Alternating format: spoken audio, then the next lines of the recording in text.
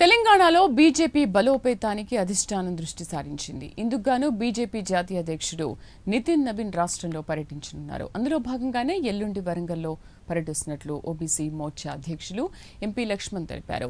అన్ని వర్గాల ప్రజలను కలుస్తారని, గిరిజన నాయకులతో సమావేశమవుతారన్నారు.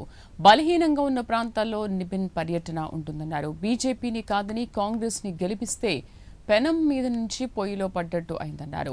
బెంగాల్లో గెలిచిన మొదటి మాసంలోనే 3,000 ఇస్తామని చెప్పిన మాటలు నిలబెట్టుకున్నామన్నారు. రాష్ట్రంలో ఆస్తులను వేలం వేసి దోచుకుంటున్నారన్నారు.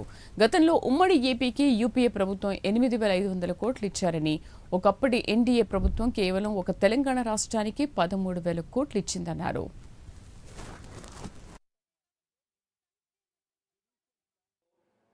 ఇప్పుడు జాతీయ అధ్యక్షుని హోదాలో 3 రోజుల పర్యటన తెలంగాణ, హైదరాబాదు, వరంగల్, ఇతర ప్రాంత అన్ని వర్గాలతో వారు సమావేశం కావడం, ముఖ్యంగా గిరిజనులు, ఆదివాసులతో ప్రత్యేక సమావేశం, విద్యార్థులు, యువతతో ప్రత్యేకంగా సమావేశం, వరంగల్ ఉమ్మడి జిల్లా కార్యకర్తలతో, హైదరాబాద్ జిల్లా మొత్తం జిహెచ్ఎంసీ కార్పొరేషన్ సంబంధించిన 8 జిల్లాల కార్యకర్తలతో విస్తృత సమావేశాలు, ఈ వరంగల్లో జరిగేటువంటి పార్టీ విస్తరణ కోసం పార్టీ యంత్రాంగాన్ని పటిష్టం చేసుకోవడం, సామాజికంగా అన్ని వర్గాలకు చేరువ కావడము, ఏ ప్రాంతాల్లో ఇంకా పార్టీ బలహీనంగా ఉన్నామో ఆ ప్రాంతాలు కూడా చేరువ కావడం ఈ ప్రధాన వీరి పర్యటన ఉద్దేశం, లక్ష్యం.